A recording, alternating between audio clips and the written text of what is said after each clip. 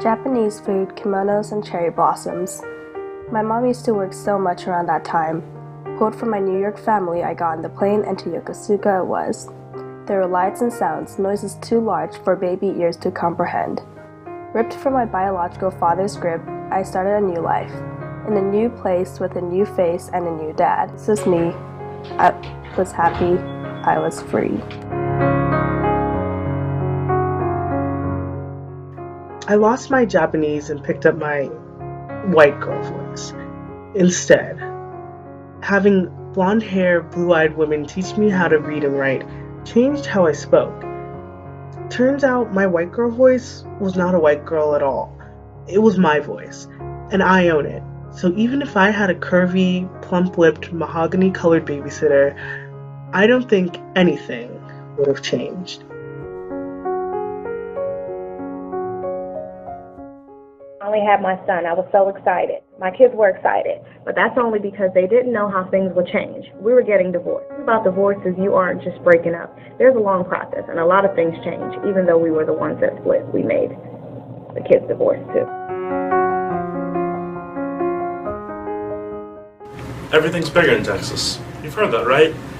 Big cars, big hats, everything's just big. You know what else is big? Racism. Now, racism isn't big for everyone, but for the people I encountered, it was. It started in 4th grade. It's the first time I realized that I was different. I still remember how my heart felt. It's sad that now, my heart feels nothing at all when people talk about my race negatively. I'm just used to it. Being a Panamanian on my mother's side, I never quite understood what that meant. Everyone in Lemoore, California was Hispanic or white. The only other black people I really knew were my African neighbors, but even they had a culture. I tried everything to fit in. I started wearing short shorts like the other girls because guys seemed to look at them more.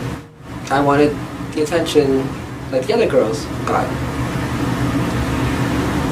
I wanted to feel pretty.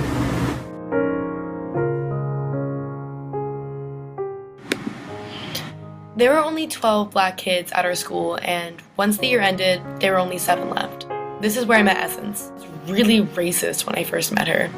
I asked the teacher why I had to be partners with a nigger when I was assigned to do a project with her. Then I realized that we had a lot in common. We started to hang out a lot, and we became best friends. I finally felt like someone understood me. Maybe sometimes she felt like that too.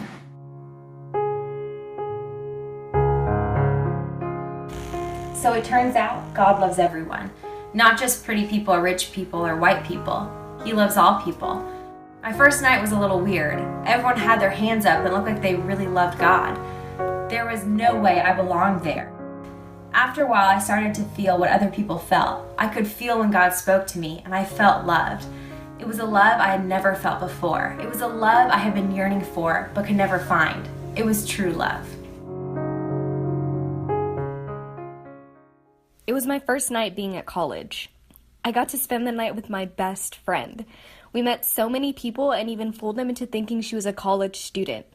It was the best night of my life. We laughed, cried, and experienced life through a new lens.